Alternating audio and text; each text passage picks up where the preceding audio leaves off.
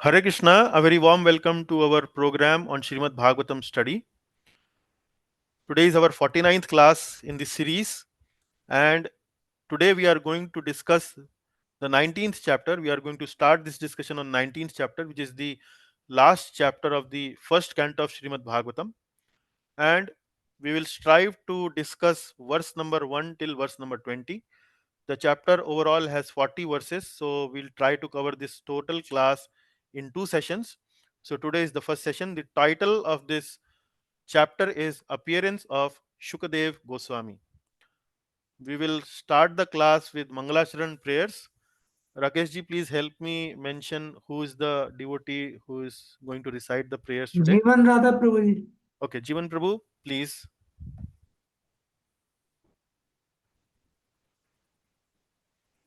Hare Krishna, Jivan. Ajnana Timirandasya Jnana Mangalacharana. Hare Krishna Prabhuji.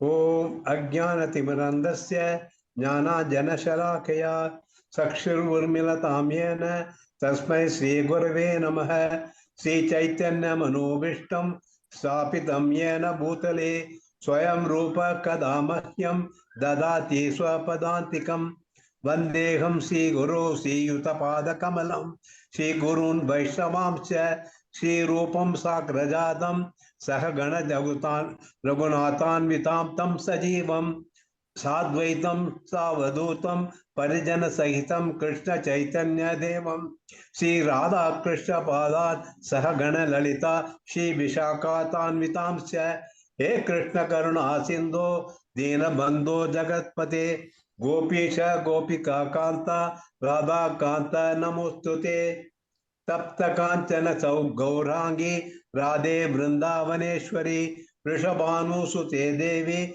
Pranamami Hari Priye Vancha Kalpa Tarubhyacha Kripa Sindhubhya Vacha Patitanam Pavanebhyo Vaishnavebhyo Namo Namaha Jai Sri Krishna Chaitanya Prabhu Nityananda Sri Advaita Gadadhara Srivasadi Gaura Bhakta Vrinda Hare Krishna, Krishna Krishna, Hare Hare, Hare Rama, Rama Rama, Hare Hare. Very nice recitation, Prabhuji. Please kindly continue. Yeah. Om Namo Bhagavate Vasudevaya. Om Namo Bhagavate Vasudevaya. Om Namo Bhagavate Vasudevaya. Narayanam Namaskritya Naram Chaiva Narottamam Devim Saraswatim Vyasam Tato Jayamudirayet Nashtaprayeshu Abhadreshu Nityam Bhagavata Sevaya Bhagavate Uttamashloke Bhaktir Bhavati Naistiki Krishnaya Vasudevaya Devaki Nandanaya Cha Nanda Gopa Kumaraya Govindaya Namo Namaha Hare Krishna Prabhuji. Excellent, Prabhu. Thank you very much. Yeah. Now we move to the next part, which is the recap of the previous class. And for that, I would like to invite Vrindavaneshwari Mataji from Muzaffarnagar. Yes, Mataji, please. Yes. I'll just read out the summary. So Yeah, if you can open your video, maybe devotees can also. Can I please not open it? Okay. Thank you so much. So in the last class, we covered our 18th chapter from verse number 32 to 50.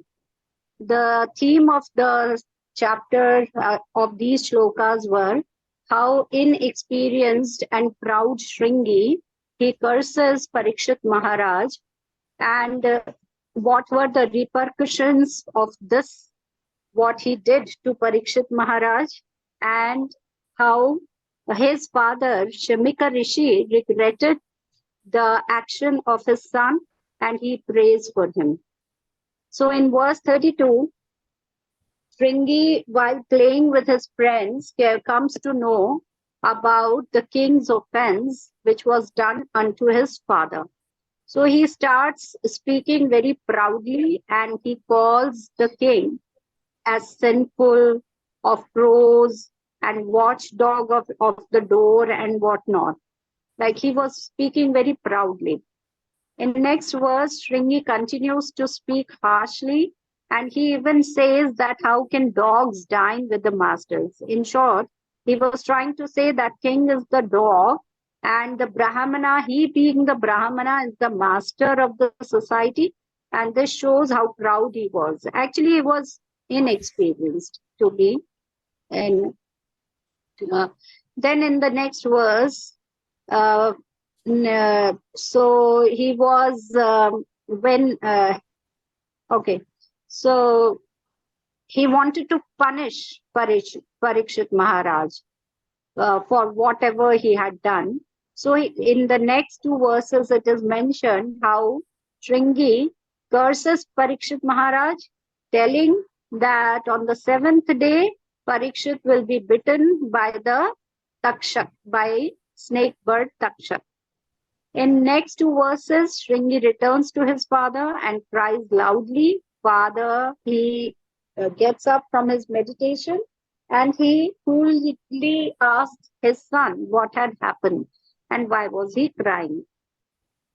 In next verse, that is verse number 41, Shamika, after learning what Shringi had done, was not pleased with the action of his son, and he calls the offense of the king as insignificant, whereas the punishment that he was given, the king was given, he thinks was not appropriate. So it is a great lesson for us that the punishment should be in appropriation of the offense committed. In verse 42, Shamika calls his son immature, and he tells that good kings are as good as the Supreme Lord. And he kind of tells his son how Parikshit was a Dharmatma and he was a Rajarishi. From verse 43 and 40 till 45, Shamika explains the consequences of abolishing a monarch. He tells that if monarch is not there, there will be anarchy in the kingdom. There will be social disruption, that is disruption of Varnashram Dharma, and other impious activities will happen in the kingdom. Now, he again emphasizes on the fact that Parikshit is highly pious and he did not deserve such a curse. In 47, Shamika prays for his son that may Lord, because Shamika was very mature Brahmana. He also knew the fact that nothing befalls in here without the sanction of the Lord. Otherwise, why would Shringi, that just a 5-year-old boy, would curse so severely to the king? So he understood the fact that whatever was happening, it was happening under the sanction of the Lord. Therefore, he prays to the Lord for his son. In 48, we learn that devotees are so forbearing that they are never inclined to avenge themselves. This is in reference to Parikshit Maharaj.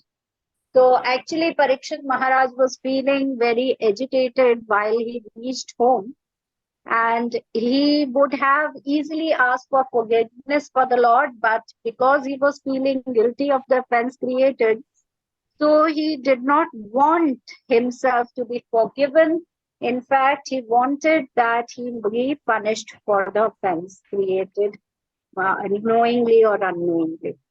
Then in 49, we learn that sage regrets his son's sins and he did not take king's insults seriously. This is reinforcement of 47th verse. And in last verse, we learn that transcendentalists are not distressed due to dualities of material world. So actually, this is in reference again to Parikshit Maharaj. So when he learns that he has been cursed by Shringi, so he immediately renounced his kingdom and he went to the banks of Ganges to expiate his sins. So he was not at all worried what will happen, or he was not anxious that he is going to die after 7 days. So he just accepted the the, what do you call, inconducive circumstances that befell on him. So thank you so much for giving me this opportunity to present the summary. Hare Okay, Krishna. thank you, Vrindavaneshwari Mataji. Thanks a lot. So we see this is a very important chapter in the flow of the story of Srimad Bhagavatam, because it leads to the uh, coming of Bhagavatam in this material world. So as we can see that how everything seems to be a plan of the Lord, how a very pure devotee of the Lord, Parikshit Maharaj, gets induced to commit an offense towards a very great sage, and the curse comes from a very immature Brahmana, which is Shringi, and how everything in the end actually culminates in a way that it fulfills the Lord's desire to bring Srimad Bhagavatam to this material world. Parikshit, being a pure devotee of the Lord, is not willing to take any avenge or take any revenge from boy. Brahmana boy, being a very immature and a very 5-year-old child or a small child, is kind of pardonable of his offense. And Shamika Rishi also prays for his son uh, to the Lord that kindly forgive him. So he could be forgiven. Actually, he got forgiven. And Shamika Rishi himself is a transcendentalist, is not interested in any, is not affected by any dualities of the material world. So you can see that at the end of the day, in this whole story, nobody is to be blamed. Uh, Shringi got pardoned. Shamika Rishi repented for his son's misbehavior, and Parikshit Maharaj, being a pure devotee of the Lord, is not interested in any revenge. So ultimately, this was the plan of the Lord arranged in such a way that Srimad Bhagavatam could manifest in this material world. So that's what we need to understand from this. And now the story moves forward. So that's where we start chapter number 19. And the title of this chapter is Appearance of Shila Shukdev Goswami. So now, after Parikshit Maharaj created that offensive move towards Shamika Rishi, while returning to his home, he's regretting. So, verse number 1 to 7 is showing the mental state of Parikshit Maharaj. So, after a pure devotee uh, circumstantially commits some offense, circumstantially commits some sin uh, towards a Brahmana. So, how a pure devotee reacts to such a situation, that you can see in verse number 1 to 7. Very enlightening verses, explains how the mindset of a pure devotee works. So those are first 7 verses. Then from verse number 8 to 24, we find that now Parikshit Maharaj has decided to retire from his kingdom, has accepted the prophecy, or accepted the verse, or the curse of the Brahmana, and goes to the river Ganges uh, to fulfill the need of the curse actually. And then the sages assemble, and then there is an interaction between Parikshit Maharaj and sages. So that is also very very enlightening, giving us some good deep lessons in spirituality. And then further, Shukdev Goswami will assemble, Parikshit Maharaj will receive Shukdev Goswami, and then uh, the inquiry for Srimad Bhagavatam starts by Parikshit Maharaj from Shukdev Goswami. So the Bhagavatam actually will start in chapter number 1 from canto number 2, but the whole episode of coming of Srimad Bhagavatam to this material world is being discussed in chapter number 18 and 19. 19 being the culmination of that history, how Srimad Bhagavatam came to this world. So let us begin one by one each of these verses. Before that, we will require few names to read the verses from the slides. So please let me know who will be interested. I will be interested. Okay, Vrindavaneshwari Mataji and then Rakesh ji. Okay, anyone else, or we satisfy with 2 only?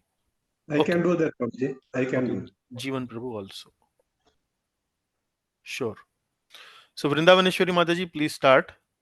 Yes. Parikshit regrets, accepts curse and renounces, reflecting upon his act. Sri Sutta Goswami said, while returning home, the king felt that the act he had committed against the faultless and powerful Brahmana was heinous and uncivilized. Consequently, he was distressed. Hmm. Hmm. So here the mindset of Parikshit is being mentioned. While he was returning home, he started feeling that what he has done. He was a faultless and a powerful Brahmana. So two important words are there that for Shamik Rishi he is identifying. He's saying that he was very faultless and he was a very powerful Brahmana, not a very ordinary sage. He was something like a very extraordinary sage, a very powerful Brahmana. And then whatever he has done was very heinous, uncivilized, and he was distressed. So uh, he kind of start feeling repentful, and his repentance is actually very very sincere here. He is analyzing his act and not justifying it. After he uh, did that offense against Shamika Rishi out of uh, some maybe circumstances, or maybe because of his very deep hunger or thirst, etc.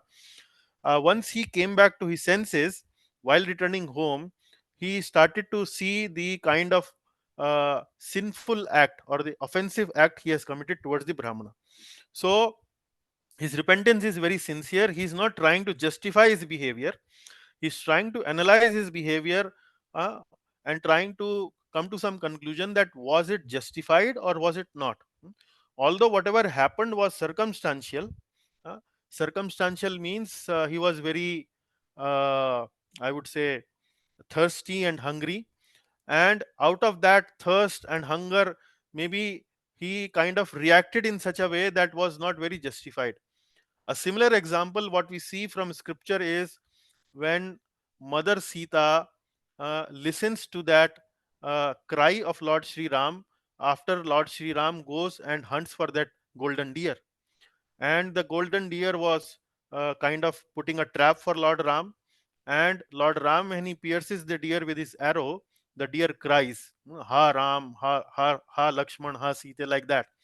So Sita also hears that cry and starts immediately ordering Lakshman to go and save Lord Sri Ram. And then when Lakshman refuses, then Mother Sita also kind of loses her cool and starts to blame Lakshman, uh, kind of assassinates Lakshman's character. She says that you are actually having not a good intentions regarding me. So, although Mother Sita is such a pious character in Ramayana, but even such circumstances, very when the circumstances are very kind of demanding, then it is possible that a devotee might lose some cool, some maybe lose some normal code of conduct, normal code of behavior, and may in circumstantial situations he may commit some sin, he may commit some offense. But Prabhupada writes in the purport that if he sincerely repents for it, if he sincerely repents for it, then because of this sincere repentance, the devotee is freed, or the devotee's sins actually are burnt in the fire of repentance. So Prabhupada writes that. So ultimately, the devotee should not commit these kind of sins knowingly, circumstantially, because of maybe some past habit, because of some very extreme pressure or extreme demanding situation. This might happen, but if he repents for it, then Prabhupada writes that these kind of sins are burnt in the fire of repentance. So let us move to the next one. Mataji, please read second one. Hmm. Expecting and desiring calamity. King Parikshit thought, due to my neglecting the injunctions of Supreme Lord, I may certainly expect some difficulty to overcome me in the near future. I now desire, without reservation, that the calamity come now. For in this way I may be freed of the sinful action and not commit such an offense again. Hmm. Again, you can see the elevated consciousness of Parikshit Maharaj is being revealed in verse number 2. Why I am saying elevated consciousness? So, in the verse number 1, we have already seen that Parikshit now have accepted that he have committed an offense. And so, when we accept that we have committed something wrong, then it is very natural that we will think in this way, that something in the form of some karmic reaction is going to come to me in the near future. I have done something wrong. I have maybe made an offense towards this devotee, or maybe towards this brahmana, or maybe toward my fellow friend, my parents, my uh, husband, my wife, whatever. And maybe because of my sinful behavior, offensive behavior, maybe I am going to receive some karmic reaction in the near future. So Parikshit Maharaj is not only thinking in that way, rather he is desiring that something should happen to him. So he's not waiting for some karmic reaction to come, rather he's actually desiring, he's looking for some punishment. I should be punished, I should receive some kind of punishment. So that is how he's thinking. So this is indicative of an elevated consciousness of a pure devotee. So it's not only uh, expecting a karmic reaction, rather he is desiring a punishment. So desiring of punishment is indicative of a very serious nature of a pure devotee here, like Parikshit Maharaj. So why he is desiring punishment? He's desiring punishment mainly because he doesn't want uh, that the karmic reaction actually come to his family members. So Srila Prabhupada writes this in the purport, that sometime when we commit something wrong, like for example, we make some crime, and then the police is after us. So if the police is after us, so not only the police is looking for us, but the police also goes to our house and asks our family members, uh, and sometimes they may call our family members to police station. They may make some inquiry very harshly and so on. So Parikshit Maharaj was thinking that because of my offense, something, a calamity might come to my family member. So rather than my family member bear this calamity, I should accept some punishment voluntarily, so that I can avoid that calamity to come to my family members. So that is how he was thinking. Uh, so here Prabhupada is explaining that Parikshit Maharaj desirous of punishment is mainly to avoid sinful reaction, and more importantly, not only to avoid sinful reaction, but rather to train his mind in a way that he may not commit this kind of sinful reaction in the future. He may not repeat that kind of action in the near future. So that is how he was looking for that kind of punishment. And the third reason, as Prabhupada mentioned in the purport, is mainly to avoid any sinful reaction for the family members, also any calamity for the family members. So like uh, in the purport, Prabhupada also further explains that devotees, when they are there in a family, because of the presence of the devotees, actually the family members are benefited. Like you remember the story of Prahlad Maharaj. So in Prahlad Maharaj case, when Narsingh Dev came to give darshan to Prahlad Maharaj, Narsingh Dev mentions that because of a pure devotee like you, many generations after you and many generations before you will actually be delivered. So devotees are generally boon for a family. But and similarly, a non-devotee, or maybe a I would say a dharmic person, uh, a non-religious person or a non-dharmic person can be a curse for a family also, like being like Parikshit Maharaj is actually thinking here. So this is how we need to understand here, that Parikshit Maharaj elevated consciousness is revealed here by the fact that he is not only expecting a punishment or expecting a karmic reaction, rather he is desiring a punishment here. So I now desire without reservation that the calamity come now, for in this way I may be freed of the sinful reaction and not commit such offense again. So that is the explanation. We will go to the next verse. Yes, Mataji, please. Parikshit's repentance. I am uncivilized and sinful due to my neglect of Brahminical culture, God consciousness, and cow protection. Therefore, I wish that my kingdom, strength, and riches burn up immediately by the fire of Brahmana's wrath, so that in the future I may not be guided by such inauspicious attitudes. Yeah, so the similar mood of repentance and desiring for punishment continues in verse number 3 also. Here he's saying that I wish that my kingdom, strength, and riches burn up immediately by the fire of Brahmana's wrath, so that in the future I may not be guided by such inauspicious attitude. So again, the same thing is being repeated, that he should get this punishment, rather he should get punishment immediately, so that the any calamity that is expected, or that so that he may not repeat these kind of behavior. So uh, I may not be guided by such inauspicious attitude. So when we get a punishment, then the chances of repeating that kind of act is actually minimizes, it is reduced to a good extent. So sometimes we only repent, we repent that okay, maybe I have done some wrong, I should not have done that.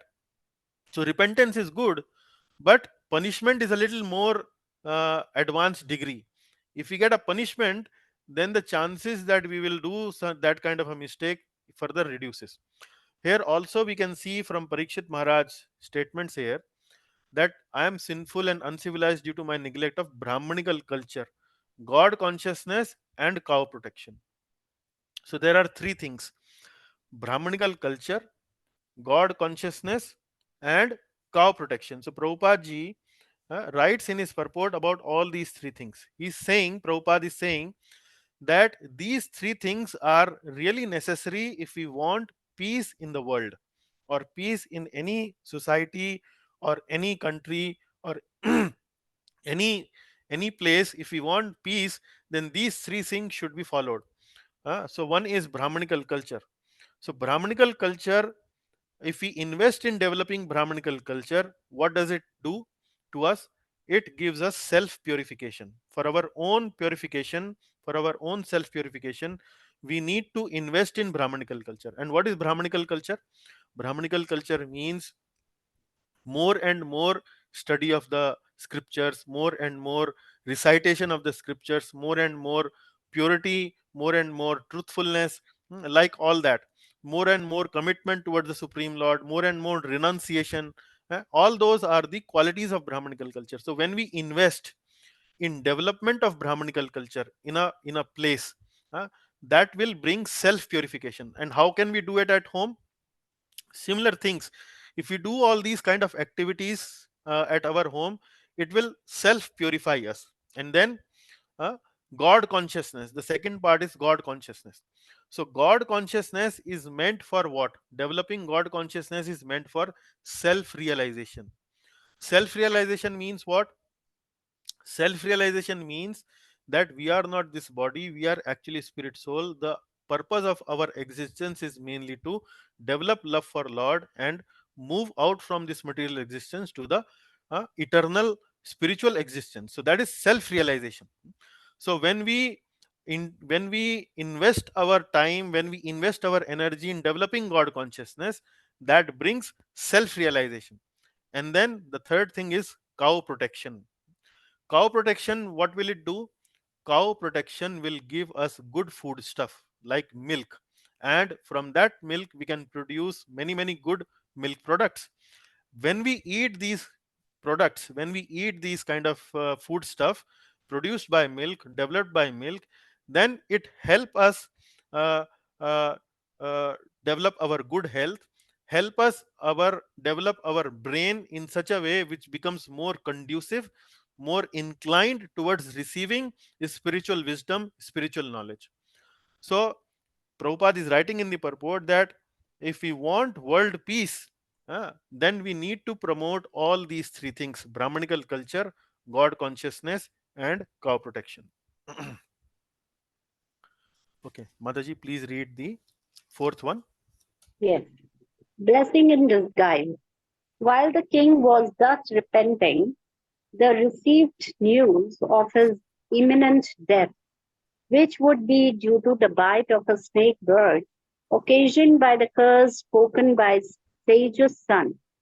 The king accepted this as good news, for it would be the cause of his indifference towards worldly things. Hmm.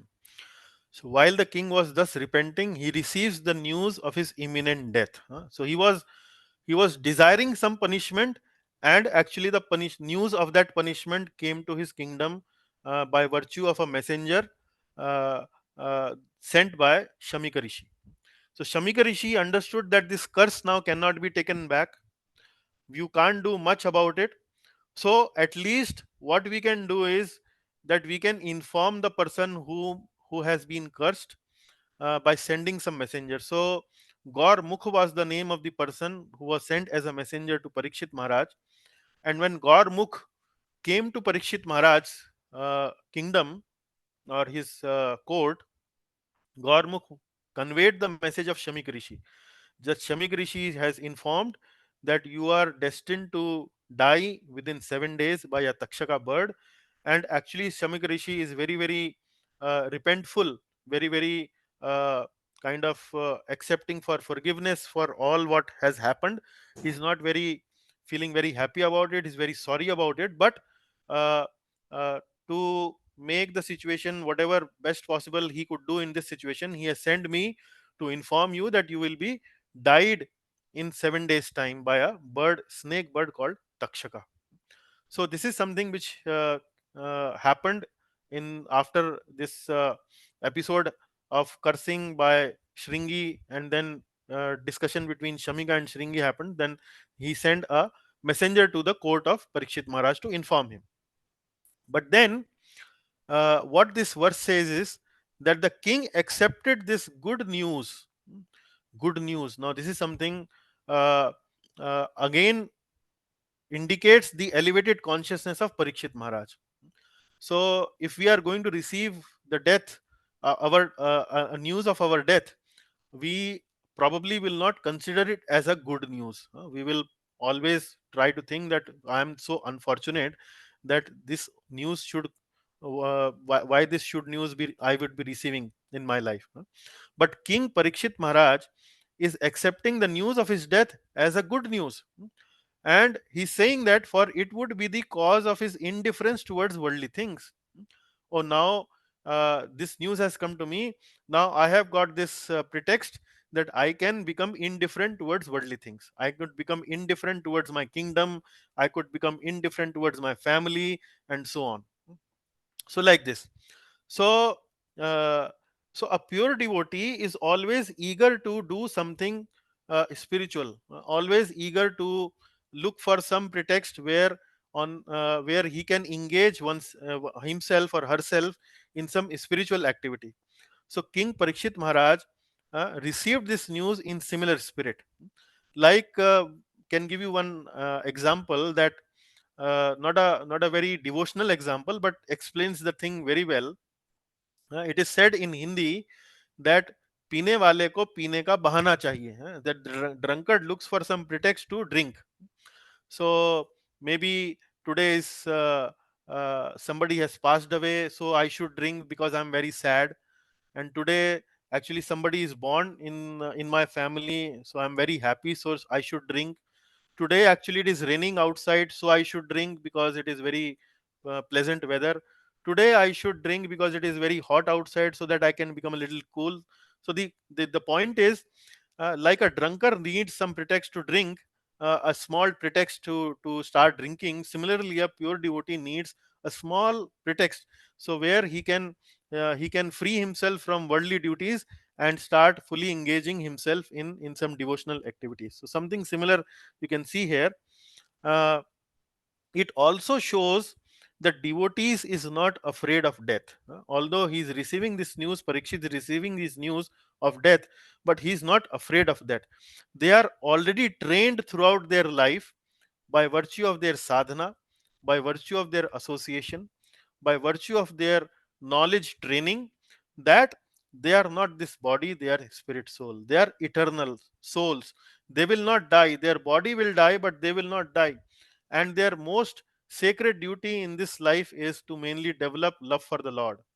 So, because of that, they develop a fearless attitude towards their own death. So, something like this we can see in the behavior of Parikshit Maharaj also. Now, here, one more thing Prabhupada mentions in the purport, that when Parikshit understood that he has committed an offense towards Shamika Rishi, then why did Parikshit did not go to Shamik Rishi and make excuses, or make I would say feel sorry to Shamik Rishi, that sir, I made this mistake, I should not have done it, please forgive me, please pardon me. So Prabhupada gives the reason in the purport. Actually, Shamik Rishi himself is very, very feeling sorry at that moment, because he was thinking that this was something a very insignificant offense, and for which his own son has given such a severe punishment to King Parikshit Maharaj. So he was himself feeling very repentful. He was himself feeling very sorry. So Parikshit thought in this way, that if he would go to Shamik Rishi and beg for forgiveness from Shamik Rishi, Shamik Rishi might himself feel very, very embarrassed if Parikshit will go and ask for forgiveness from Shamik Rishi.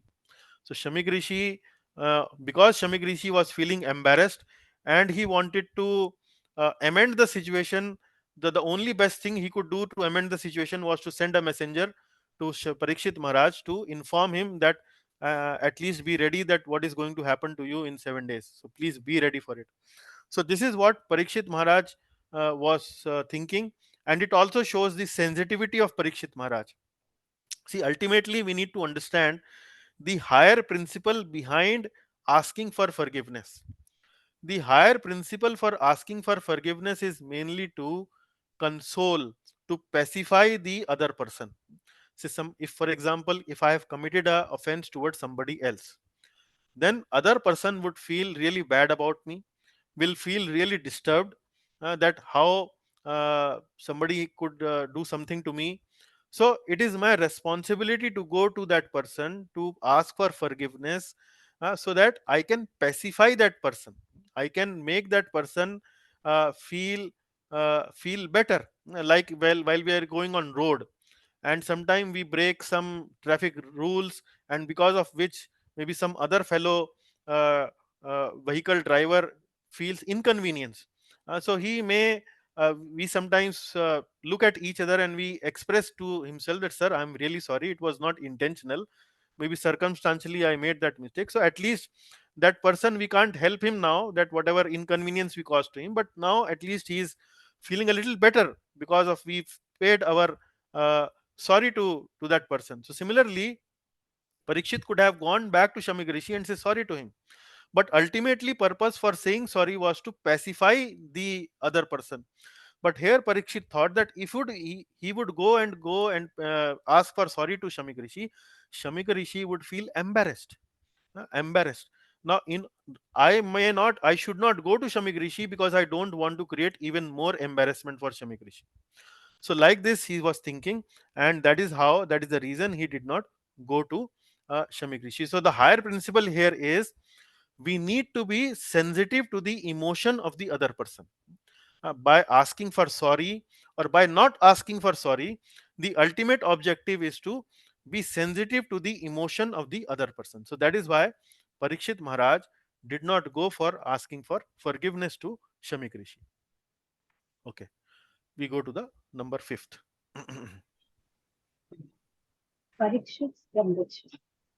Maharaj Parikshit sat down coolly on the banks of Ganga to concentrate his mind in Krishna consciousness, rejecting all other practices of self-realization, because transcendental loving service to Krishna is the greatest achievement, thus superseding all other methods. Hmm. So Maharaj Parikshit sat down firmly on the bank of Ganges. So the location is mentioned where Parikshit Maharaj sat down for for this, because now he has to move out from his kingdom. He immediately relinquished his kingdom and moved to the banks of the Ganges to concentrate his mind in Krishna consciousness, rejecting all other practices of self realization. So, important point here is rejecting all other practices of self realization, because transcendental loving service of Krishna is the greatest achievement, superseding all other methods. So, that is what he started to do. And here the important point here is rejecting all other practices, nothing doing, no gyan yog, no dhyan yog, no karma yog, only bhakti yog, only shuddha bhakti, only pure devotional service towards Lord Shri Krishna. So this verse reminds me of another verse from Srimad Bhagavad Gita, where it is says, Vasudeva Sarvamiti Sa Mahatma Sadurlabha. Vasudeva Sarvamiti Sa Mahatma Sadurlabha. So in this verse, Lord Krishna is telling Arjuna that there are thousands of people who become interested in devotional life, in spiritual life. So out of those thousands of people, only few become interested in me. And then out of those thousands of people who understand that I am the only sole purpose of the life, such a person is actually very, very rare. Very, very rare. So a similar thought is being conveyed by this verse, that Parikshit Maharaj, when he got this news of his death, immediately went to the bank of Ganges and then rejected all other practice, immediately took to the pure devotional service of listening to some Krishna Katha or meditating upon Lord Krishna, and which the verse says that is the topmost achievement, topmost devotional service. Here, uh, in this verse, there is a little debate that Srila Prabhupada is mentioning here. So, in the translation, it is mentioned that uh, Maharaj Parikshit went to the banks of Ganges.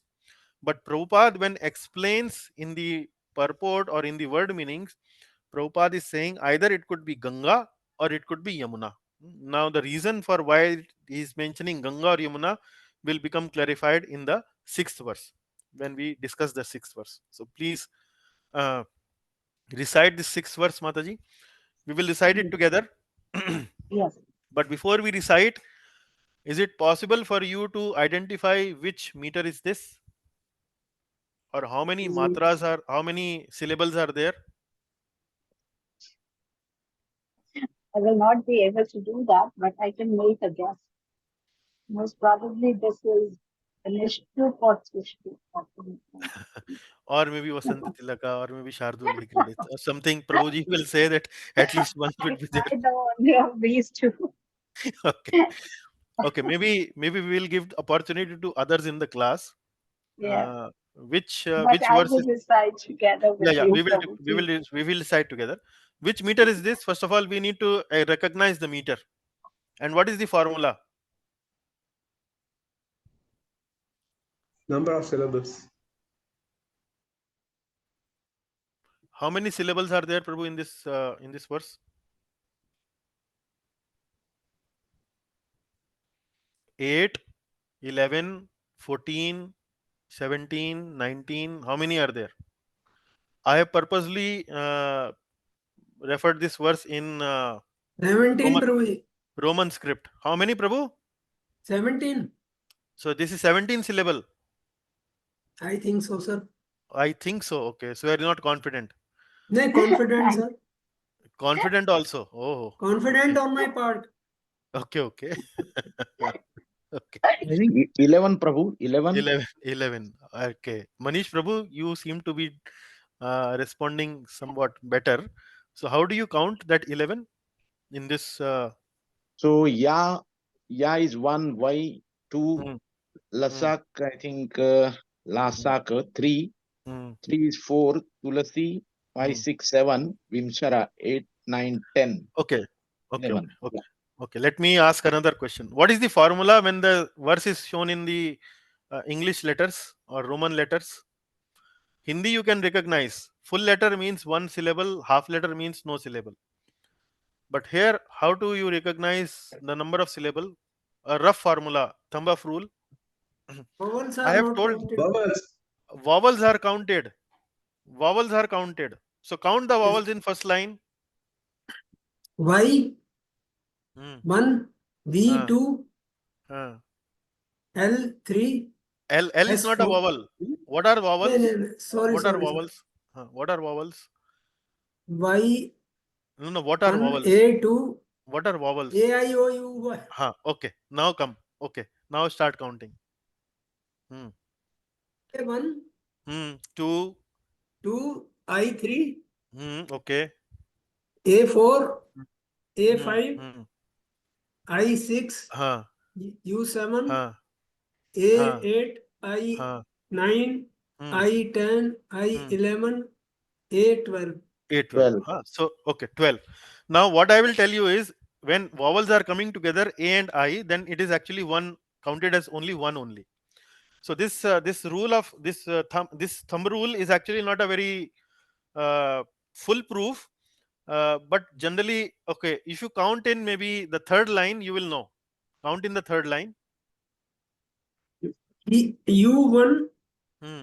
A2, Huh. I3, Huh. O4, A5, Hmm. U6, Hmm. A7, A8, A9, E10, A11. 11. 11. And if you count maybe in the fourth line also, you will find it is 11.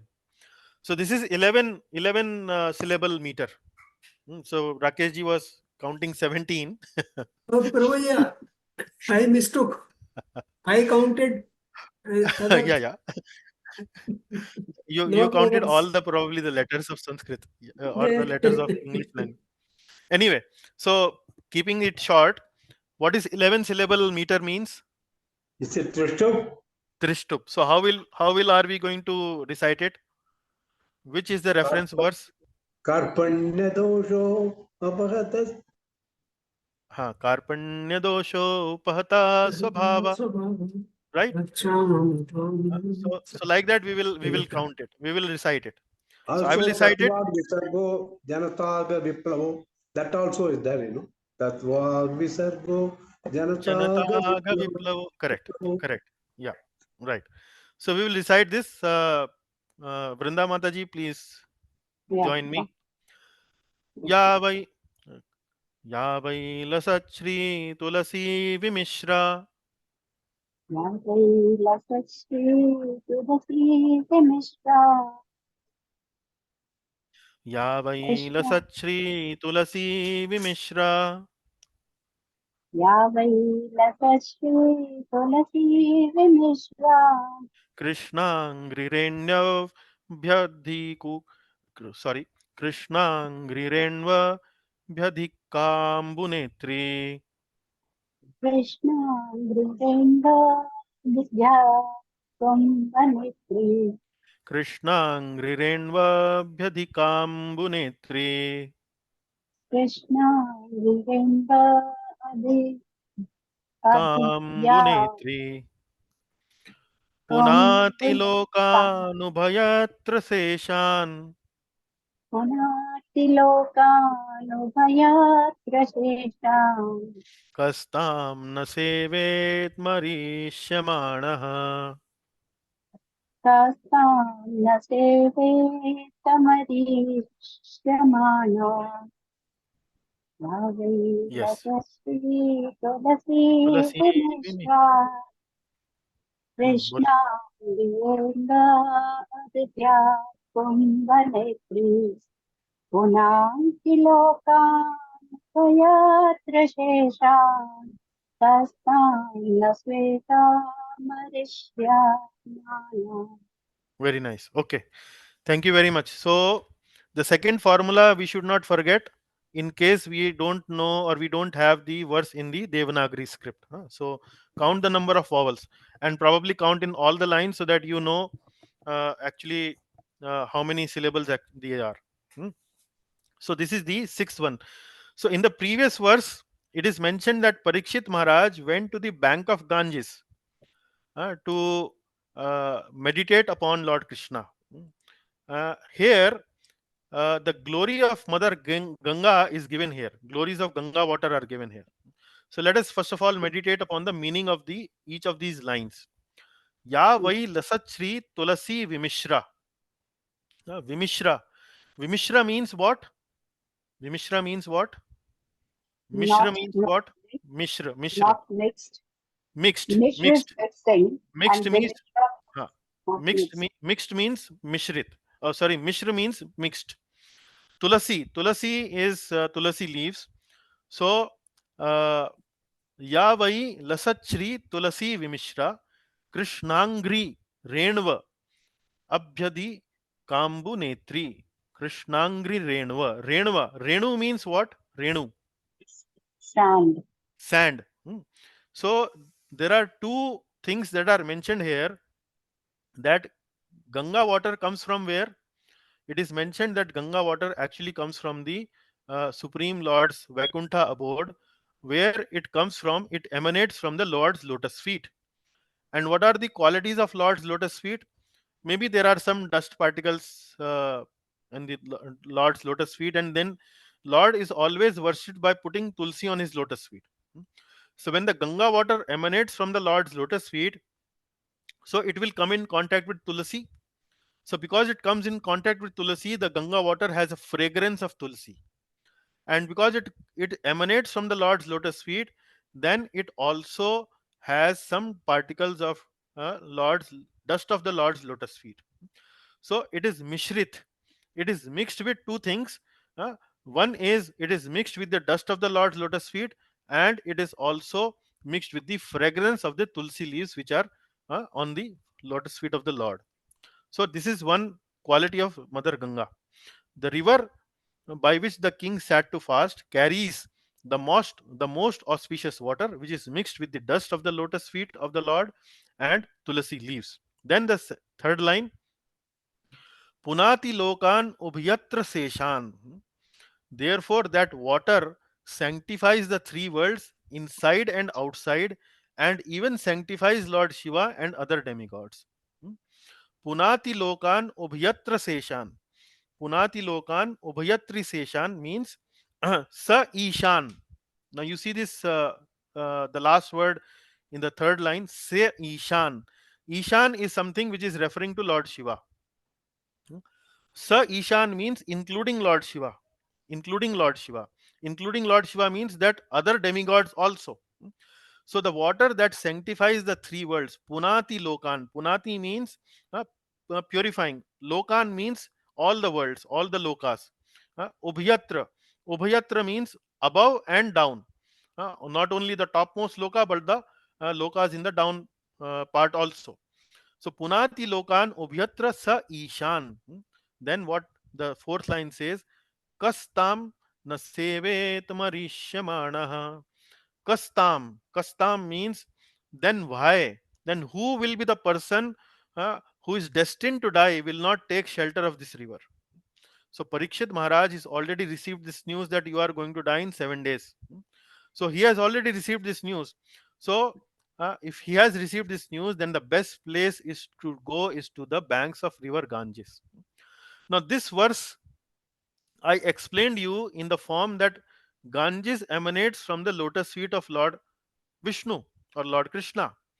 But this verse can also be applied to that it is actually not Ganges, it is actually Mother Yamuna, river Yamuna. So can you make a guess how it can be applied to river Yamuna also? Can you make a guess? It is given in the purport of Srila Prabhupada, but can you make a guess how it can be applied to river Yamuna also?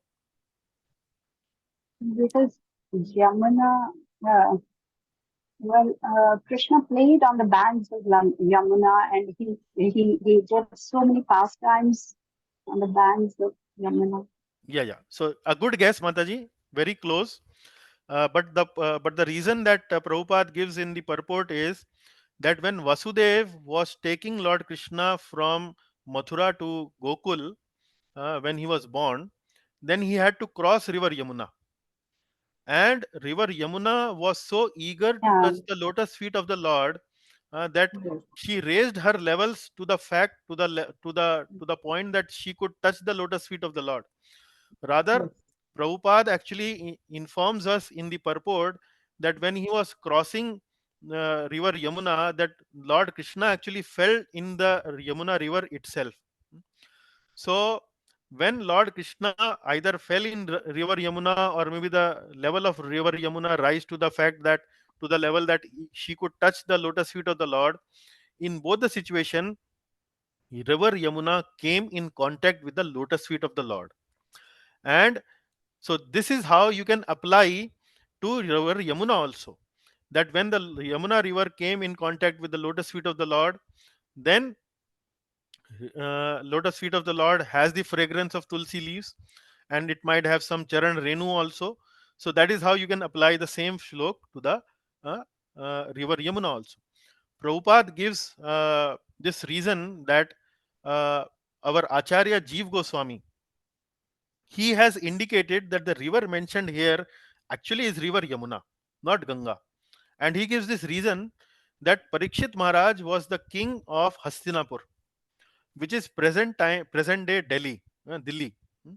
So river Yamuna flows through Delhi, and Parikshit Maharaj was geographically much more closely located to river Yamuna than river Ganga. So since he was closely geographically located to river Yamuna, it was very natural for him to go to river Yamuna rather than to go to river Ganga. So he has received this news sitting in his palace: Sir, you are going to die in 7 days. Oh, I'm going to die in 7 days. Let me now go to the river. Which river should I go? Okay, Yamuna is flowing next door to my palace. I should go to river Yamuna. And river Yamuna is much more closely connected with Lord Krishna compared to river Ganga. So these are the reason that Jeev Goswami is giving, that why the river mentioned here is Yamuna, not Ganga. But whatever it is, for our purposes, whether it is Ganga or Yamuna, our purpose is both are auspicious rivers. Both are non-different. Maybe like we have chanting the names of Lord Ram, or chanting the names of Lord Vishnu, or chanting the names of Lord Krishna. They are very, very potent, very, very powerful. Sometimes we may hear that chanting three names of Lord Ram is equal to chanting one name of Lord Krishna. So some comparison like this can be made for river Ganga also and river Yamuna also. That maybe uh, uh, chant taking a bath in river Ganga is we get purified. But if we take bath in river Yamuna, we get 100 times more purified. So something like that. So like that, maybe the discussion has being mentioned in this purport. Okay, go to the seventh one, Mataji. Thus the king, the worthy descendant, I'm sorry, Parikshit's decision to fast until death. Thus the king, the worthy descendant of Pandavas, decided once and for all and sat on Ganges bank to fast until death and give himself up to the lotus feet of Lord Krishna, who alone is able to award liberation. So freeing himself from all kinds of associations and attachments, he accepted the vows of the sage. Hmm. Hmm. So he decided to sit on the bank of Ganges to fast until death and give himself up to the lotus feet of Lord Krishna, who alone is able to award liberation. So freeing himself from all kinds of associations and attachments, he accepted the vows of a sage. So the important line here is freeing himself from all kinds of associations and attachments.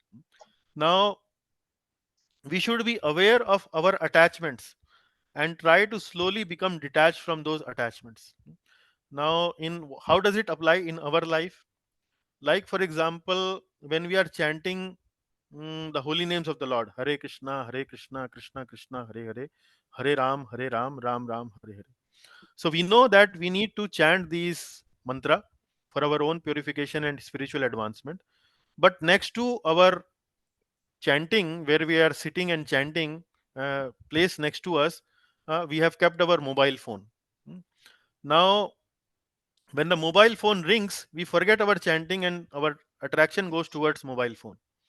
So the idea is we should actually be aware of our attachments. So we have our attachment towards other things, for example, mobile phone. So if we are aware of our attachments, then we should take some precautions, we should take some action to become slowly and gradually detached from those attachments. So Parikshit Maharaj is also doing something similar. He is kind of forgetting or trying to freeing himself from all kinds of attachments and associations, and only trying to attach himself for one person, that is Lord Sri Krishna. Now, in the purport, Srila Prabhupada mentions some important points here. That uh, one should try to, he is giving that the principle is that one should not try to make any offense or try to make any sinful action in his one's life.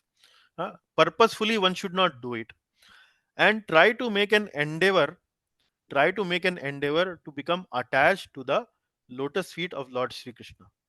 And while doing so, accidentally, circumstantially, if we may commit some sin, we may commit some offense, some accidental sin, uh, then because we are trying to take shelter of the lotus feet of the Lord saves us from those sins. So this is very, very important.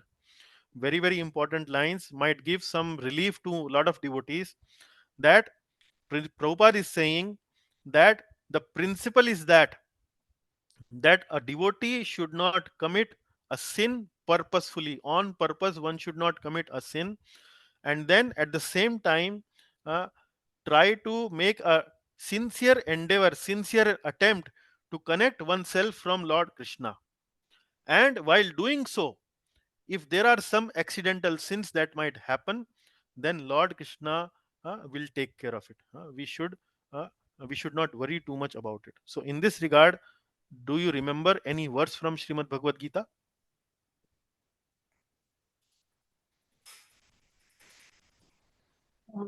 क्षिप्रं भवति धर्मात्मा Hmm. Yeah. शाश्वत शान्तिं निगच्छति Yeah. कौन्तेया प्रतिजानीहि नामे Name भक्त्या bhaktya प्रणश्यति. pranashyati. So this is a very good verse from Srimad Bhagavad Gita, where Lord Krishna says that don't worry that he is sinful. He will soon become dharmatma because he is engaged in devotional service of mine. Oh Arjuna, please declare that my devotee never perishes. So this is one verse. Any other? Any other? Gita 18.66. Lord Krishna says, Yeah. Sarvadharman parityajya mam ekam sharanam braj. Sarvadharman parityajya mam ekam sharanam braj. Aham tvam sarva papebhyo mokshayashyami ma shucha. So Arjuna is thinking at the start of at the start of the battle of Kurukshetra, that he will have to do killing. He may have to kill many soldiers, his own family members, and so on. So he may be incurring sin. But Lord Krishna, in the end, is giving some free, some kind of a open, like a blank check. Sarva dharman parityajya mam ekam sharanam raj aham tvam sarva papebhyo mokshayashyami ma sucha. So my dear Arjun, please engage in this battle, in this warfare. And even then you are thinking that there will be some sinful reaction. Don't worry, I am there. I will take care of it. I will take care of it. So that is the message Prabhupada is giving in this verse through this episode of Parikshit Maharaj. That Parikshit Maharaj did not commit that sin on purpose, circumstantially, out of maybe some past habit that might have happened to him, that might have occurred from him. So need not worry too much about too much about that sin. Continuously try to engage yourself, try to uh, approach towards Lord Krishna, take his shelter, develop devotional service, and so on. And then in this process, maybe if there are some occasional sins that might have happened because of circumstances, then Lord Krishna will take care of it. With that confidence, a devotee can actually move in this life. So that is, I think, very nice point that Prabhupada is presenting here. So now we move to Rakesh ji. Rakesh ji, please start reading 8th verse. Hare Krishna Prabhu. Great sages and thinkers arrive. Hmm. At that time, all the great minds and thinkers, accompanied by their disciples and sages, who could verily sanctify a place of pilgrimage just by their presence, arrived there on the plea of making a pilgrim's journey. Hmm. So, what is the speciality of these sages? Could verily sanctify a place of pilgrimage just by their presence. So, these sages were of the caliber, those who came, because this the news spread. The news spread like fire. Parikshit is going, sitting on the bank of Ganges. He is going to give up his life in 7 days. A Takshaka bird is going to kill him, and so on. The news spread, and then all the great sages, because he was a great devotee, he was very renowned. All the great sages rushed to the bank of Ganges to to satisfy to meet Parikshit Maharaj. And what are the descriptions given? What were the kind of sages were they? Could verily sanctify a place of pilgrimage. So, do you remember any verse that we have remembered from Srimad Bhagavatam which says something similar? We have memorized this verse. This was spoken by Yudhishthir Maharaj to Vidura. So, do you remember? भवद्विदा भागवतास्तीर्थभूता स्वयं विभु तीर्थी कुर्वन्ति तीर्थानि स्वान्तास्थेन गदाभृता. Hmm? I hope you recall this. We have memorized. Maybe we are not able to memorize immediately, recall immediately, but I hope you recognize that we have remembered, right? Rakesh Yes. ji? Yes, Okay, Swamiji, Yes, yes, Prabhuji. okay. yes. So, I what is the remember meaning of this line, Tirthi Kurvanti Tirthi Tirthani. Kurvanti Tirthani? Tirthi Kurvanti Tirthani means that because these devotees carry the Supreme Lord in their heart, so wherever they go, they actually make that place a pilgrimage. Rather, they even make a pilgrimage, a place of pilgrimage because of their presence.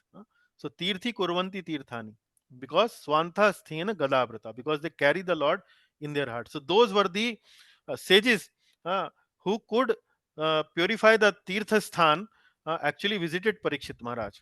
And they are already purified, they are already very elevated, but because they wanted to witness the appearance of Srimad Bhagavatam in this world, they took this plea that let us go to see Parikshit Maharaj, let us witness that event, let us go to a pilgrimage to purify ourselves. Because they don't need any purification, they actually purify the Tirtha Sthans, but they went there mainly to welcome Srimad Bhagavatam. They wanted to take this benefit of the occasion, the historical occasion that was going to manifest in few days' time.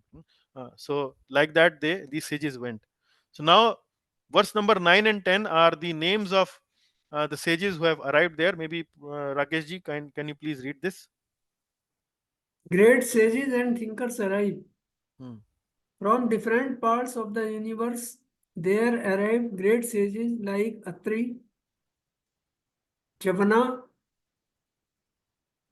Shardman, Arishtanemi, Arishtemi, Bhrigu, Bhrigu, Vasishtha, Parashar, Parashara, Vishwamitra, Vishwamitra, Angira, Parshuram, Utthaya, Uta, Utthaya, Uttaya, hmm, Indrapramada, huh, Idhama Bahu, Idmabahu, Medhatithi, Medhat, hmm, Devla, Aristisena, hmm, Bhardwaja, Gautam, hmm. Pipalada, Pippala, Pippalad, Pipalada, Maitre, Maitriya, Orva, Maitre, Aurva, Kavash, Orva, Kavash, Kumbhayoni, Dvaipayana, and the great personality Narda. and great personality Narad. Very nice. So you can see when you read that list, it looks like who's who of sage community. All the topmost leaders, sage leaders from all over the world actually have gathered together. Now here some names are very important, or maybe might worth noting. Dvaipayana. Dvaipayana is who? Who is Dvaipayan? Yes, Is sir. about Vyasdev. Yeah. Dvaipayan is Vyasdev, and Narad is who? Is actually spiritual master of Vyasdev. Uh, Spiritual master of Vyasdev. Now you will see in this later part of this chapter, Shukdev Goswami will also come, and Shukdev Goswami will come and give discourse to all these sages, will speak Bhagavatam. So some notable students in Shukdev Goswami's Bhagavatam class, his own father Vyasdev, and his father's spiritual master also, Narad Muni. So like this you can see the uh, interesting audience that Shukdev Goswami is having. His teaching is to his own. So like that, like you remember that initial verse that we have memorized from Srimad Bhagavatam, Guru Muni Nam. Do you remember that? Guru Muni Nam. Yasvanubhavam ShrutisaramekamAdhyatmadipamatithi Tirshitam Tamovandam Adhyatmadipam. Uh, uh, what was that? Adhyatmadipam Atiti Tirshitam Tamo Andham Samsarinam Karunanaya Purana Guhyam. Sansarinam Karunaya Purana Guhyam. Then what? What was the fourth line? Tam Vyasa Sunum Gurum Muninam. Tam Vyasa Sunum Gurum Muninam. So that verse was spoken for Shukdev Goswami. So here in the last line it is mentioned Gurum Muninam. So he's actually Guru to the all other Munis also. So here you see this Guru Muninam is being clarified in this particular verse, that in his Bhagavatam class, Shukdev's Bhagavatam class, Dvaipayan Vyas and his own spiritual master Narad Muni is also sitting. So Gurum Muninam, Gurum Muninam, like that. So I hope that verse now makes little more sense. So we now go to the 11th verse. 11th verse is in two parts, 11a and 11b. Please read, Prabhu. Great sages and thinkers arrived. Hmm. There were also many other saintly demigods, kings, and special royal orders called Arunadayas, a special rank of Rajrishis from different dynasties of sages. Yeah. So in the verse, if you read 11th verse, you will find that the description is given Devarshi, Brahmarishi, Rajarshi. So can you give one example of Devarshi? Can you give one example of Devarshi? Knowledge Nala. Narad Muni. So what is the meaning of Devarshi? What is the meaning of Devarshi? was like a devata. So in the Devatas, so in the Swarga Loka there are Devatas. So in the Devata community there are Rishis. They are known as Devarshis. Hmm. And then Brahmarishi. What is Brahmarishi? Example of Brahmarishi can you give? Vasishta. Vishwamitra. Vashishta, Vashishta, Vishwam- Vishwamitra. Vashishta, Vashishta. Vishwamitra. Vishwamitra became a Brahmarishi. Vishwamitra Later. became a Brahmarishi. He was a Kshatriya king, but then first of all he became a Rishi, then Raj Rishi, and then Brahmarishi. Because he wanted to become Brahmarishi because he had a conflict with Vashishta Muni. So example of Brahmarishi is Vashishta Muni. So Vashishta Brahmarishi means what? What kind of Rishi is this? Rishi among Brahmanas. Rishi among Brahmanas. Then Raj Rishi. Raj Rishi is what? Many examples of Raj Rishis are there. Can you give any one? King Janaka. Parikshit Maharaj. Yeah, King Janaka, Yudhishthir Maharaj. Yudhishthira. Yudhishthira. Here, Parikshit. here Parikshit himself is a Raj Rishi. Parikshit himself is a Raj Rishi. So Raj Rishi means sage among the kings, saintly king. So saintly king, and then the saintly Brahmana and the saintly demigod. They are Raj Rishis, Brahma Rishis, and Dev Rishis. So these were different rishis that had gathered in that assembly. Now you can imagine what kind of assembly was that. Then 11b and 12. Prabhu, please read. When they all assembled together to meet the Emperor Parikshit, he received them properly and bowed his head to the ground. After all the rishis and others had seated themselves comfortably, the king, humbly standing before them with folded hands, told them of his decision to fast until death. So there are two things here. When they all assembled together to meet Parikshit, he received them properly and bowed his head to the ground. He bowed his head to the ground. So you can see when you read literature like Srimad Bhagavatam, Valmiki Ramayana, and all that, you see a lot of Vaishnav culture in the teachings in the verses. And here in the picture you can see how he has received the sages. So if you wonder that how Vaishnava culture has come, from where this Vaishnava culture has come, so today, even today, when we meet other Vaishnavas, senior Vaishnavas or contemporary Vaishnavas, we pay them obeisances. We bow towards them. So Prabhupada in the purport makes a very brilliant point here, that Parikshit was about to die. In 7 days he was about to die.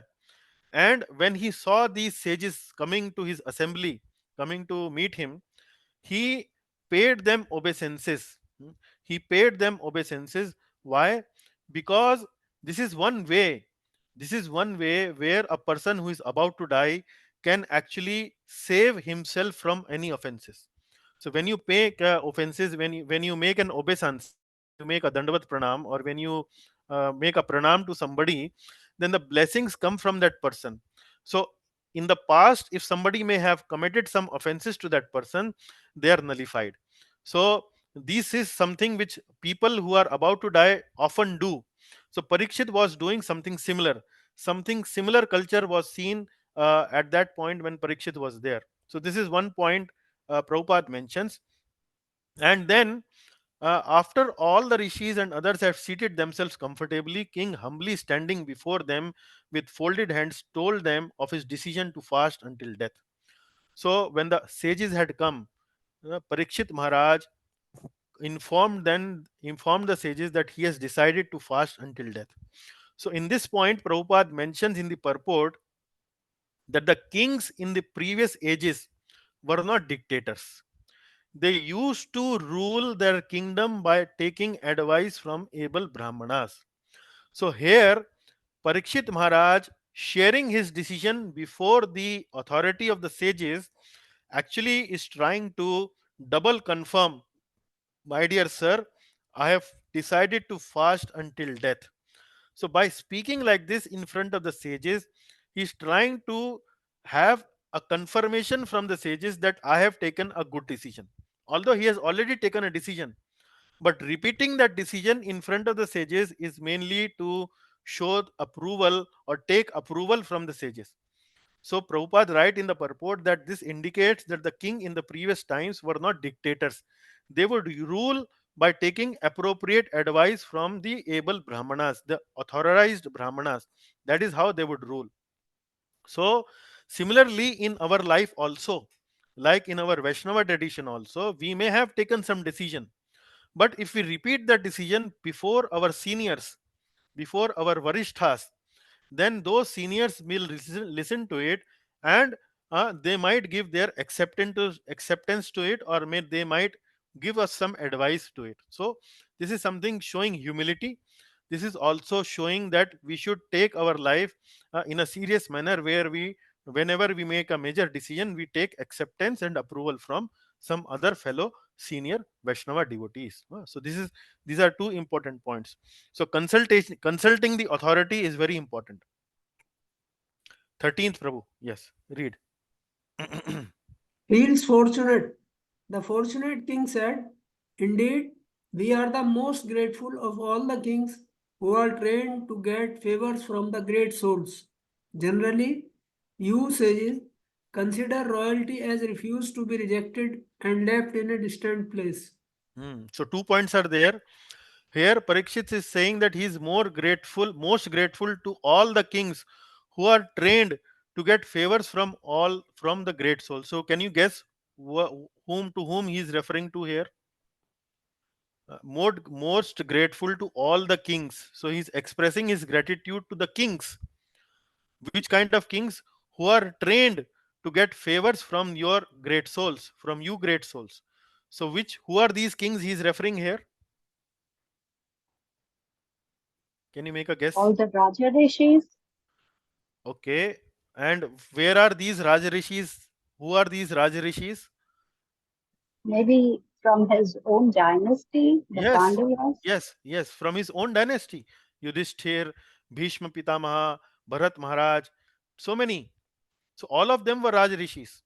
and all of them were Raj Rishis. They were not only Raj Rishis, but actually they were great devotees of the Lord. So because they were great devotees of the Lord, they would always receive favor from great sages. Some of these sages actually were present at the time of his forefathers, like Vashishta Muni or Vishwamitra and all that. They were present from so many years. So they had done favors to his forefathers, his grandfathers, his great grandfathers also. So Parikshit is feeling gratitude toward his own forefathers. Why? Because there were great devotees. They had served these sages very nicely. Because his forefathers had served these sages very nicely, the sages had natural affection and attraction towards Parikshit Maharaj, and they came to see when he was about to die. So this is one point.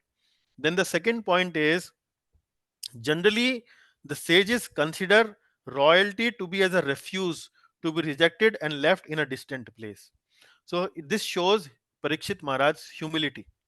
He's thinking himself to be a very low born Kshatriya, and high class Brahmanas, high class sages like the ones that have assembled there, uh, they have shown a great favor by coming there. So that is how he's expressing his humility, he's expressing his gratitude towards the sages. He's thinking very proud of his own parampara. That is a positive pride. He's not showing that I was a great king, I was very wealthy, I had lot of accomplishment.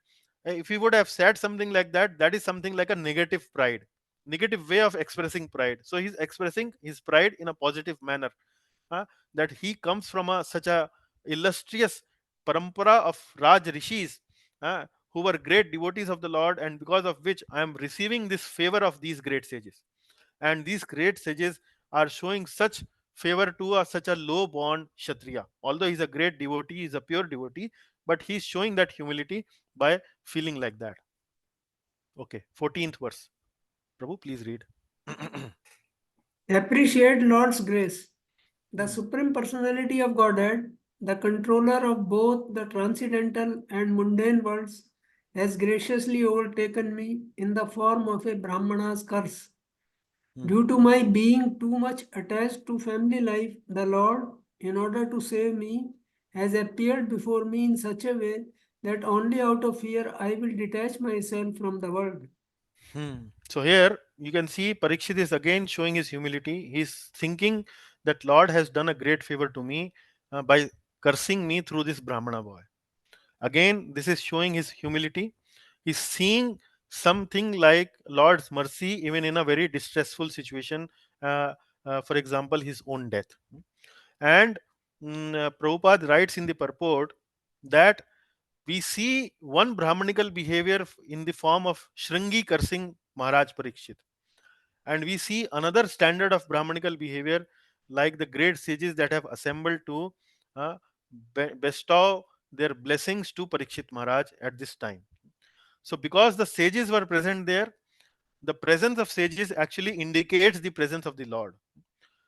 So Shringi cursed out of pride, but these Brahmanas have come to assemble in the assembly there for Parikshit's departure, mainly because they understood that Parikshit is a pure devotee of the Lord, and this is the Lord's plan. And let us take this opportunity to welcome Srimad Bhagavatam through this particular pastime. So this is something which we should understand. Okay. Now we go to Jivan Radha Prabhu for reciting this verse, 15th verse. So 15th and 16th are very important verse. Let us discuss them. Prabhu, can you tell me which meter is this? Now you know the formula also. Trishtup. Trishtup. Now Rakesh Prabhu will not forget. Okay, so Trishtup, you know how to recite. Karpanya dosho upahata swabhava. Swabhava. Okay. Prachami tvam dharma Tammo. sammo Yeah, vicheta. yeah. Now, Yantu Vipra. hmm. Yeah. Please continue, continue. Dhammopayatam pratiyantu Vipra. Ganga cha Devi dasa chittam, she said. The Josh Dvijopashrita द्विजो Kuhaka हाँ, द्विजोपसृष्टा कुहकस्तक्षको वा Dvijopashrita Kuhaka Takshako Va दश Dasa Dasat दशद्वलं गायत Dasat Palam विष्णुगाथः. Prayata Vishtugataha Okay, once again, let us try. तमोपयातं प्रतियन्तु विप्र Tammopayatam Pratiyantu Vipra Ganga च देवी धृतचित्तमीशे Ganga cha Devi Dita Chetamishe द्विजोपसृष्टः कुहकस्तक्षको वा Dijopasishta Kuhako Takshakava दशद्वलं गायत विष्णुगाथः. Dashat Alangayata Vishnugata. Yes. So here in this verse, he expresses his desire to hear more and more about Krishna Katha, Vishnu Gatha. Dashatva alam gayata Vishnu Gatha. So he's saying to the Brahmanas, he's appealing to the Brahmanas, O Brahmanas, just accept me as a completely surrendered soul. Tam mopayatam pratiyantu vipraha. Vipra means Brahmana. Pratiyantu. Pratiyantu actually means please accept me. Upayata. Upayata means I am surrendered unto you. Ganga cha devi dhrita chettamishe. Ganga cha devi dhrita chettamishe. And let Mother Ganges, the representative of the Lord, also accept me in that way. For I have already taken the lotus feet of the Lord into my heart. Dhrita chittam ishe. Dhrita chittam ishe. Ishe means the Lord. Dhrita means accepted. Chittam means in my heart. So Ganga Devi also accepts me, uh, and you also please kindly accept me. Then Dvijopasrishta Kuhakas Takshakova. Let the snake bird or whatever magical thing the Brahmana has created bite me at once. Dvijopasrishta Kuhakas Takshakova. Kuhakas. Kuhakas means whatever strong or whatever extraordinary thing that Shringi Brahmana is sending to me, let it kill me, let it bite me. I don't care. I don't worry. Dashatva alam Gayata Vishnu Gatha. I only desire that you all continue singing the deeds of Lord Vishnu. So, what this verse indicates, this indicates the mindset of a pure devotee. Mindset of a pure devotee is he is not fearful of death. eh, and at any moment of time, at any point of time in his life, he is always eager to hear about the glories of Lord Vishnu. He is not thinking about his kingdom, his son, his wife. Typically, for materialistic person, when he is about to die, he is told that, sir, you have only got few months left. Then what will be his prayer? His prayer would be, maybe I want to see the wedding of my granddaughter. She is about to get married. Or maybe my house, it is only three-story. Why he's three-story tall? The fourth story is being constructed now. So, oh my Lord, please give me that much life that I can see the fourth story being completed, etc., etc. So, this is not the mentality of Parikshit Maharaj. He is actually desiring to hear only Krishna Gatha, only Gatha of Vishnu, Lord Vishnu. Okay. Now, going to the 16th verse, Prabhu. Yeah. Jivan Prabhu. Yeah. Yeah. Punas, This you can recite your own. yeah. Punacha Bhujat Bhagavati Anante Rati Pasangacha Tad Ashrayeshu Mahatsu Yam Yam Upayami Srishtim Maitri Astu Sarvatra Nama Dijebhyaha.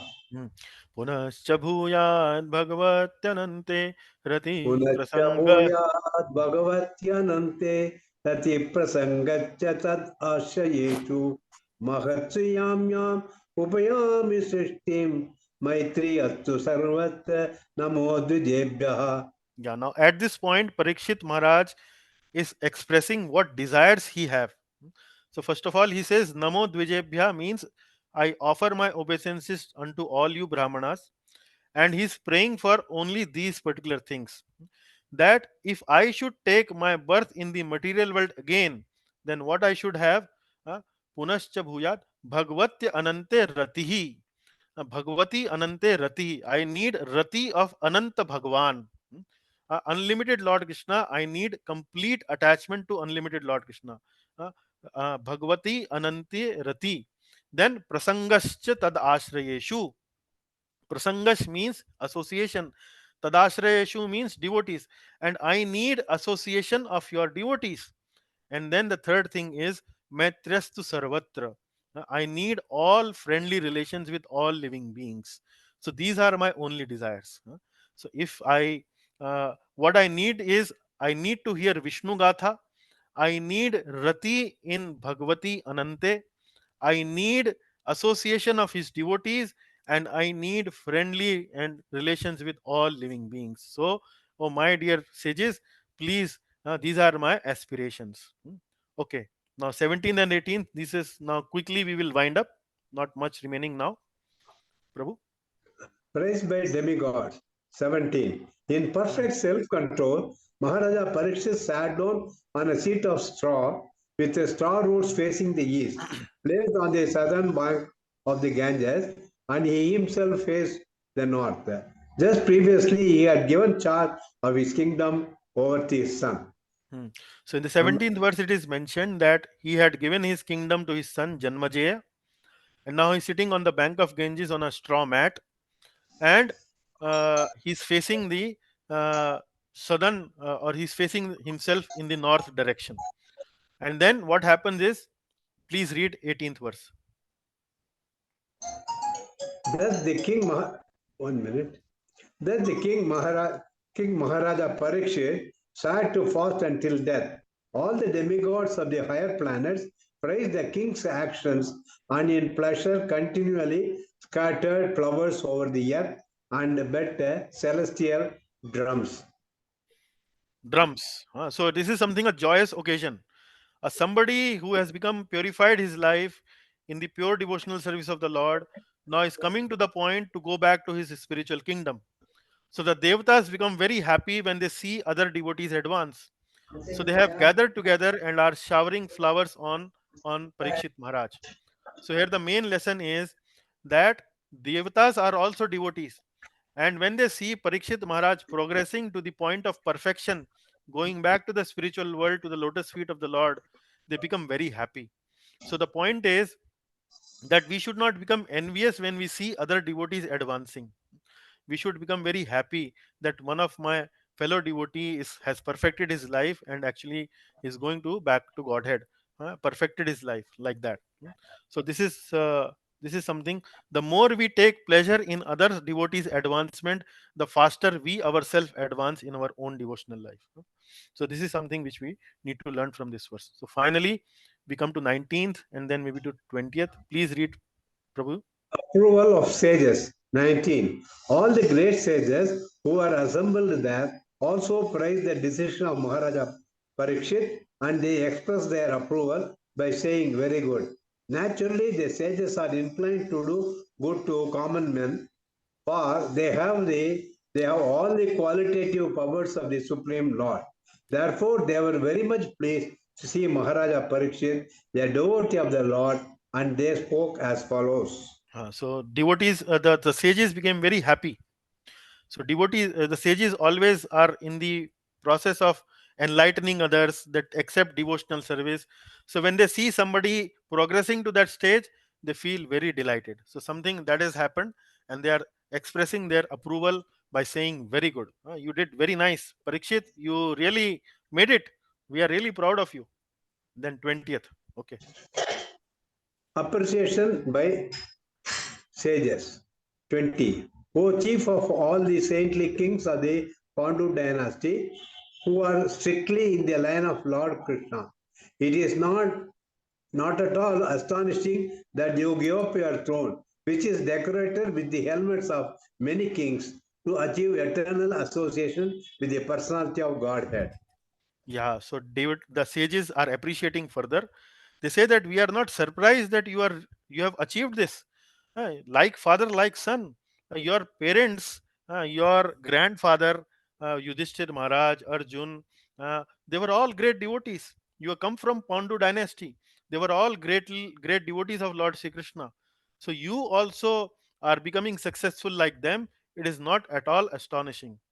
We are really appreciative what you have done. So this is again, they are Parikshit is doing exactly as his forefathers, and like that, sages are actually appreciating them. And in this particular purport, Prabhupada highlights the situation of present day politicians.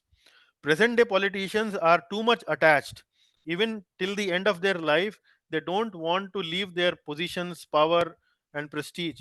They always are looking for something material.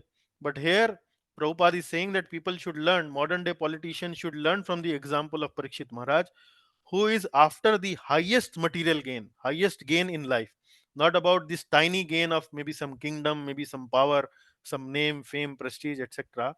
So devotees should not be attached, and they should be immediately able to give up when the time comes. So ultimately, that is the message from this particular verse. So thank you very much. All glories to Srimad Bhagavatam, all glories to Srila Prabhupada.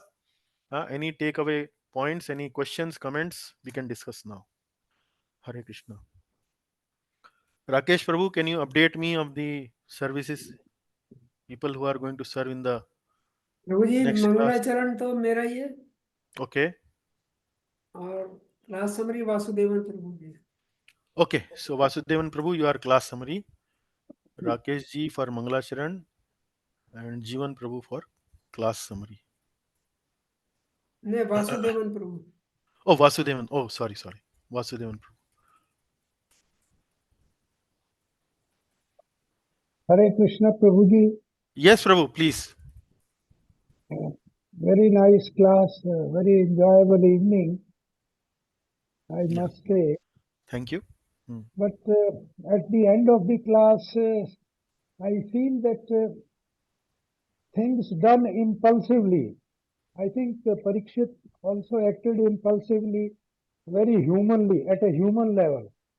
So at that particular moment, where his devotion to the Lord and everything gone, why should at the end of the day a person feel so helpless? In spite of his being a pure devotee and acted uh, uh, true consciousness throughout his life. So it's a kind of drama enacted by the Lord, what I say, but in that context, everybody else will also explain his misdeed. कि ये तो भगवान ने करा दिया और भगवान जाने वो जाने, फिर तो बड़ा आसान है सबके लिए ये सोचना No, no, कि ये तो he's not होना ही thinking in that way. है। He's not thinking in that way. He's actually taking the uh, as you as we have seen these verses, that the devotees don't want to uh, take kind of revenge or avenge themselves. So he accepted it as a will of the Lord, that now I have to leave. So that he understood, and he uh, quickly gave his kingdom to his son and then left for his departure. So that is the idea. Now he's not helpless here. Actually, he's feeling humble, humility. That you can see in this particular verse number 16. So if I have to take birth again, I want Rati for the Supreme Lord. I want devotees association. I want friendly relationship with everyone. She's not feeling helpless. Helpless would be that what happened to me? I can't do anything. I can't go anywhere. That is something which is a sentiment of a person who is feeling helpless. But he's not feeling helpless. He is uh, understanding that this is the will of the Lord. Ultimately, he has to leave. And now, if the position has become like this, that he has to leave now because of this curse, let me prepare myself to leave now. That is the idea. That is the mood. एक प्रभु जी कर्स वाला जो part है ये ऐसा तीर है कि बाहर निकलने के बाद वापस नहीं हो सकता. Is there any way anywhere in the literature where curse could have gone just the reverse, and why God is so helpless to help people who curse so frequently, particularly the Brahmanas? So there should be some power to neutralize the unwanted or the overreaction from Brahmana. Brahmana must also be punished, not the kings or ordinary people. Why no punishment for Brahmana? See, that's what we explained to you in the previous class. That this whole episode is actually the plan of the Lord. and that is how we need to understand it. So why then Parikshit Maharaj, who's a pure devotee, would make such an offense to a Brahmana? Something a very ordinary looking offense. So the whole thing is orchestrated in a way that Bhagavatam should come in this world. Similarly, why Arjuna would get bewildered? He's a pure devotee. Why he would get bewildered? It is mainly to because manifest Bhagavad Gita in front of all of us. So Parikshit was a pure devotee and he could have counter cursed also to Shringi. But he did not do that because devotees are not interested in avenging themselves. For them, life and death does not mean they are not afraid of death. They already understand that they have to leave this body. And if this opportunity is coming through Shringi's curse, then let us go through this route. Uh, why question Lord's arrangement? Let us go through this route. So that is their thinking. That is their mindset. They accept it, and that is what we studied in this particular verse, where we said that the devotees are forbearing. In the previous chapter that we have studied, that is, the devotees don't want to take revenge. They don't want to kind of revenge in a revengeful mood. So, Does that well, satisfy I you, Prabhu? understood that God is the gainer always. Whatever is the situation, we can take shelter of the Lord, whatever may be the situation. Correct. Even if good or bad, the devotee Okay, response is, if it is good, that is Lord's mercy. If it is bad, that is also Lord's mercy. okay. Right. तिरस्कृता विप्रलब्धाः शप्ता क्षिप्ता हता अपि नास्य प्रतिकुर्वन्ति तद्भक्ता प्रभवोऽपि तद्भक्ता प्रभवोऽपि tadbhakta prabhavopi means even if the bhakta is prabhavopi means prabhavshali, means powerful, even then they do not retaliate, they do not try to avenge themselves. That's the messages. So Right. Parikshit accepted it as the plan of the Lord. Shamika understood. He repented. He prayed to the Lord for forgiving his son. The son was a minor, so already pardoned by prayers of Shamik Rishi. So ultimately, no one was kind of punished. There was no karmic reaction for anyone, and then the plan of the Lord was fulfilled. Okay. Thank you, Prabhu. Hare Krishna. Yeah, Hare Krishna, Prabhuji. Okay, thank you very much. So we will meet uh, next time to complete this chapter, and then we will have some quizzes, maybe some series of quizzes to cover up till canto number 1, and then we will take one class to summarize the whole canto, the full canto, right from the 1 chapter to chapter 19, so that you understand everything in a very smooth way. What is this first canto all about? What is the flow? uh, because now we have taken almost 50 classes to understand canto 1. In one class we'll have the summary of whole canto in one class. Okay, is that good plan? Yes, Prabhu. Very nice. Okay. Yes, Prabhu. Yes, Prabhu. Okay, then thank you very much. Hare uh, Krishna. all glories to Srimad Bhagavatam, all glories to Srila Prabhupada. Hare Krishna. Hare Krishna. Hare Krishna, Prabhu.